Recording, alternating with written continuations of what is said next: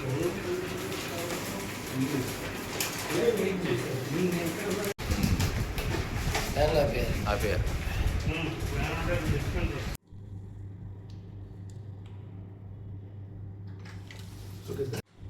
వేసేట్టున్నారు కదా, ఒక పక్క అయిందన్న లైట్.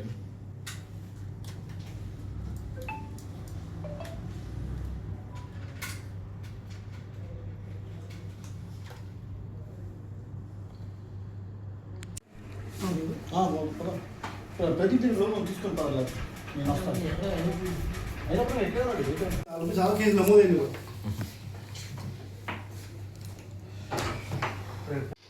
నా పేరు ఏలూరి రంగబాబు. మాది కృష్ణా జిల్లా కుర్తేను మండలం చిన్నగొల్లపాలెం గ్రామం అండి, పెడన కాన్స్టిట్యున్సీ. మాకు చిన్నగొల్లపాలెం గ్రామంలో మా 4 ఫాదర్స్ నుంచి వచ్చిన భూమి 36 ఎకరాల భూమి ఉంది మా కుటుంబానికి. మా భూమిని వైఎస్ఆర్సీపీ నాయకులు జోగి రమేష్ గారి అనుచరుడు శ్రీనివాసరెడ్డి అనే వ్యక్తి, ఒక ల్యాండ్ గ్రాబరు, అలాగే ప్రస్తుత మండలి చైర్మన్ భీమవరానికి చెందిన మోషన్ రాజు గారు, వీళ్ళిద్దరూ కలిపి ఉండి సబ్ రిజిస్టర్ అయిన వీరవల్లి సురేష్ అనే ఒక కరప్షన్ సబ్ రిజిస్టర్ని మేనేజ్ చేసుకుని అర్ధరాత్రి 1 గంటకి నా భూమిపై ఒక అక్రమ రిజిస్ట్రేషన్ పెట్టారండి. అర్ధరాత్రి 1 గంటకి రిజిస్ట్రేషన్ చేసినప్పటికి మేము వెంటనే వెళ్ళి లైవ్లో పట్టుకున్నాం. ఆ రిజిస్ట్రేషన్ ఏ విధంగా చేస్తున్నారంటే చాలా అక్రమంగా. ఇదిగోండి పట్టాదారు పాస్బుక్స్ వరంగల్లో కూడా అన్ని మా పేర్లే ఉన్నాయి. మా కుటుంబ సభ్యుల పేరు కానీ, నా తమ్ముళ్ళ పేరు కానీ, నా పేరు, మా పేర్లే ఉంటాయి. ఇవన్నీ కూడా గవర్నమెంట్ వారు ఇచ్చిన 1B అడంగల్ సార్. ఇది నా డాక్యుమెంట్ అండి.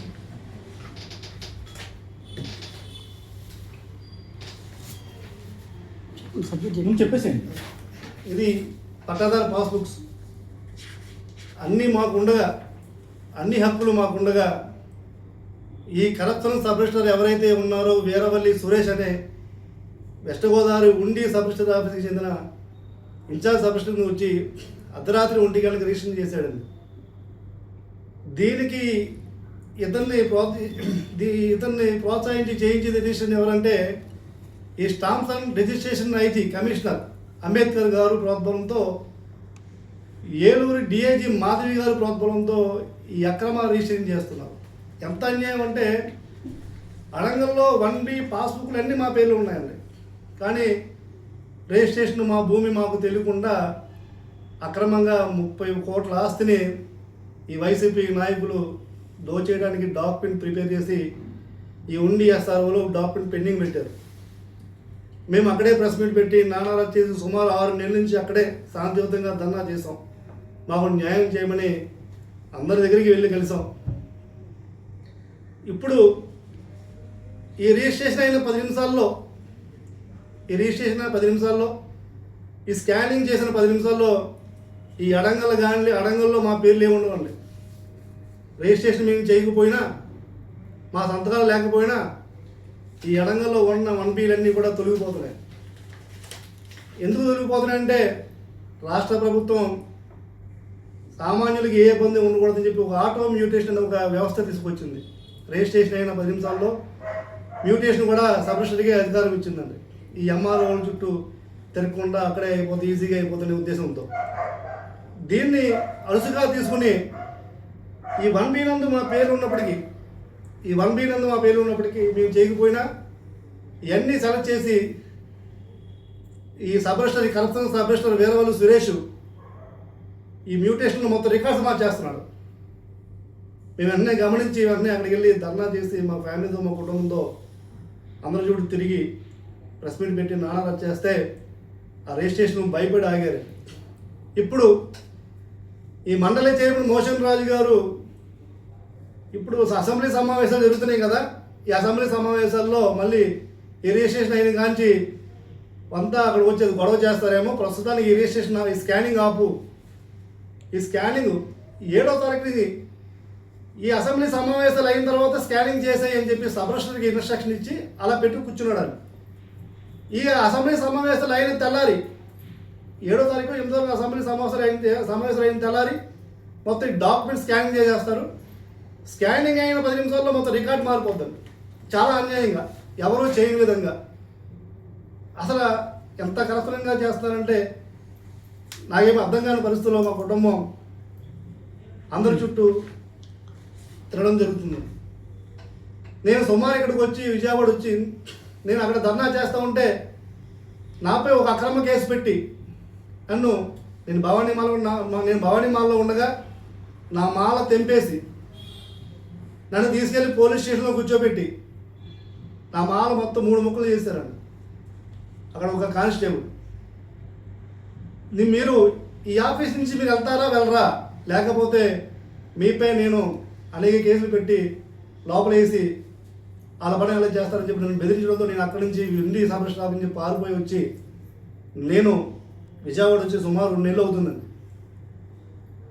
ప్రతి అధికారిని కలవడం, ప్రజావాణిలో ప్రజా దర్బార్లో కూడా నేను అర్జీలు కూడా ఇవ్వడం జరిగింది. నాకు జరుగుతున్న అన్యాయం గురించి చెప్పడం జరిగింది. దయచేసి ఈ రిజిస్ట్రేషన్ ఆపండి. ఈ రాష్ట్ర ప్రభుత్వం ఈ స్టాంప్స్ అండ్ రిజిస్ట్రేషన్ డిపార్ట్మెంట్ మీద చాలా అవకతవకలు జరిగినాయి. దీన్ని ఏదైనా సరిచేయాలని చెప్పి అనేక జీవోలు అనేక రకాలుగా ప్రయత్నాలు చేస్తూ ఉంటే ఇటువంటి కరప్షన్ అధికారి వల్ల ఉండి సబ్ రిజిస్ట్రార్ వీరవల్లి సురేష్, అలాగే బంటుమిల్లి సబ్ రిజిస్ట్రార్ మాది సబ్ రిజిస్ట్రార్ ఆఫీస్ వచ్చి బంటుమిల్లి అండి. ఇది ఎన్నివేల్లో పెట్టారు అంటే మా జిల్లా కృష్ణా జిల్లా భూమిని పశ్చిమ గోదావరి జిల్లా పెట్టి చేస్తారు, అంటే అక్రమంగా అక్కడ చేస్తారు కాబట్టి. అలాగే మా ఎంఆర్ఓ కృత్యమైన ఎంఆర్ఓ శశికుమార్ వీళ్ళందరూ కలిపి ఈ జోగి రమేష్ గారు అనుచరుడు శ్రీనివాస్ రెడ్డి అనే ల్యాండ్ గ్రాబర్కి సపోర్ట్గా నిలుస్తూ మా భూమిపై అక్రమ రిజిస్ట్రేషన్ పెట్టి చాలా అన్యాయంగా రిజిస్ట్రేషన్ చేసేస్తున్నారు. సుమారు నాకు తెలిసైతే అసెంబ్లీ సమావేశాలు అయిన తెల్లారి ఈ 32 ఎకరాల భూమి మొత్తం మేము కోల్పోతున్నాం. నా తమ్ముళ్ళు నా కుటుంబం అంతా కూడా రోడ్డు మీద వచ్చేస్తున్నాం. కూలి పని చేసే పరిస్థితికి వస్తున్నాం.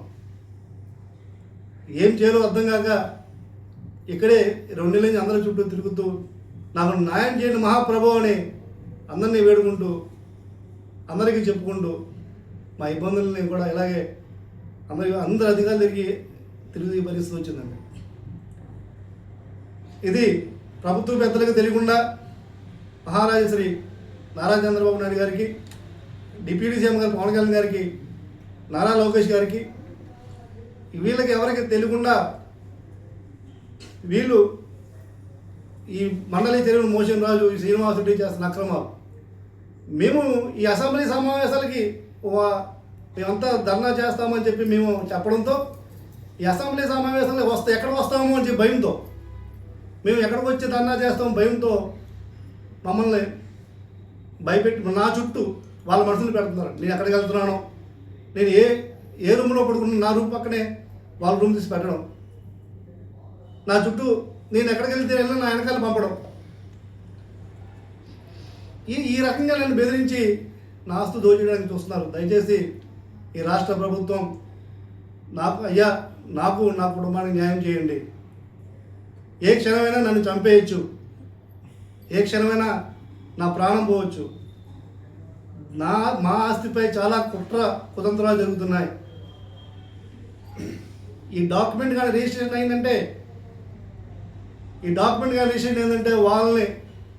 వాళ్ళని ఎదిరించడం, వాళ్ళని జయించడం మా కుటుంబం మా వల్ల కానే కాదు.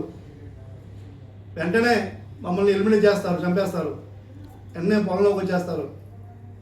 దయచేసి దీనిపై ఒక ఎంక్వైరీ చేసి ఈ ఉండి సబ్ రిజిస్టర్ ఆఫీసులో ఈ అక్రమ రిజిస్ట్రేషన్ని నిలుపుదల చేసి మాకు మా కుటుంబానికి న్యాయం చేయండి.